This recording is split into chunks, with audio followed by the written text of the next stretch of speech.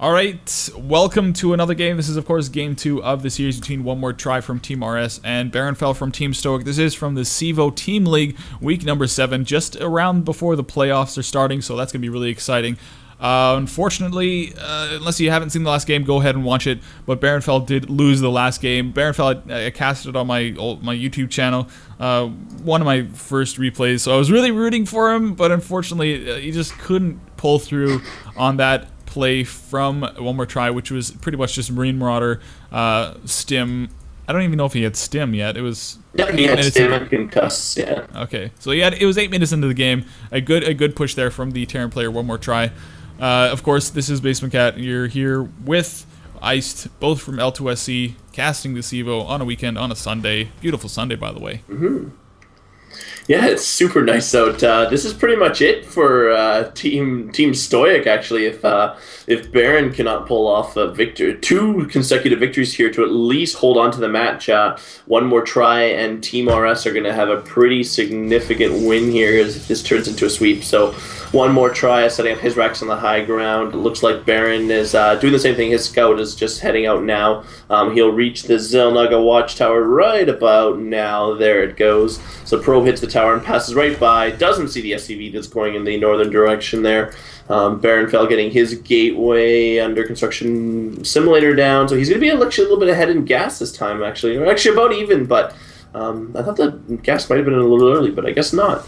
OnEmOrETrY getting his refinery down. Probe reaches the base. OnEmOrETrY is going to attempt to harass the building worker a little bit here. Does a little bit of damage to this SCV. Another one is pulled off to address the probe harass, and yeah, it looks like pretty standard openings for both players. Gas steal just went down for BaronFel on OnEmOrETrY, so he does jack the gas. So it's going to force OnEmOrETrY to be a little more behind, but I don't think it's going to hurt the Terran too much, as we did see his partner in the last game actually get a very Marine King style on this map and set up just a second command center and go all racks all in. So gas is going to get chipped away, though. OnEmOrETrY is going to get a Marine on that, and looks like BaronFel is going to do a good job of holding the watchtower. He does have the westernmost watchtower, where the SCV of OnEmOrETrY is hidden in the east there.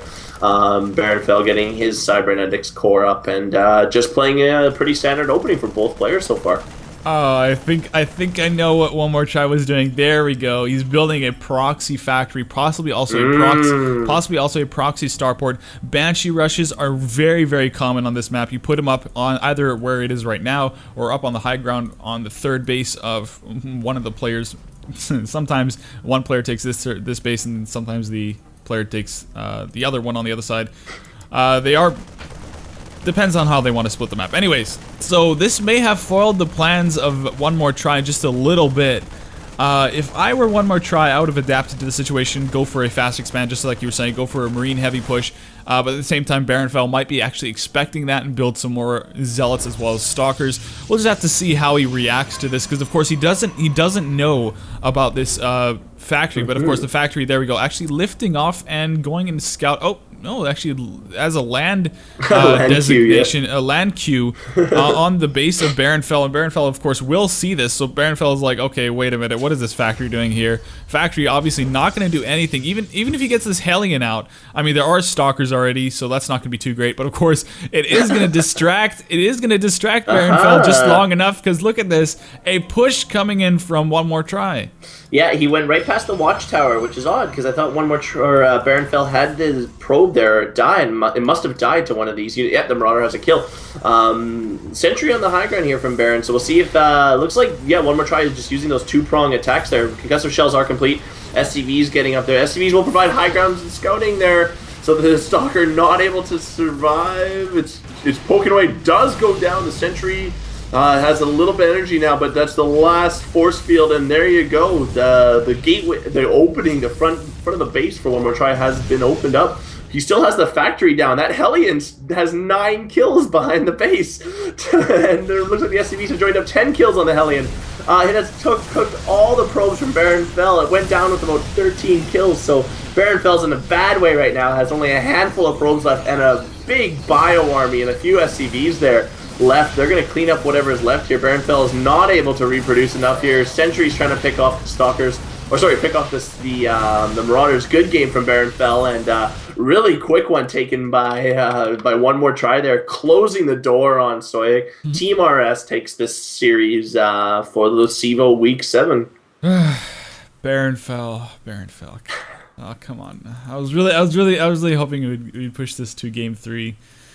I mean, I was really hoping it would have won game 1 as well. I mean, game one, he had, I think, the best chance of doing something, and he kind of just lost it a little bit. And unfortunately, I mean, I'm going to look at the APM tab.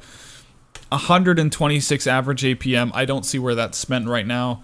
I'm a really big supporter of not spamming. I mean, spamming at the beginning is fine. That warms up your fingers. But I mean, in the middle of the game, when you're just clicking on random things, and when you tell a unit to move, you're like clicking 5 billion times at the same location. That to me is just a little bit wasteful, and honestly, it tires your fingers out. But the good APM spamming is going through your hotkeys, going through the 1, 2, 3, 4, 5, 6, 7, and going through that. It gives you a quick glimpse at what the other player, or what not not hacking here. No, gives you a glimpse about what is going on in your base, what you need to be doing. And Day9's a big supporter of that as well. I think he was the guy that introduced that idea to me, so why not give him credit?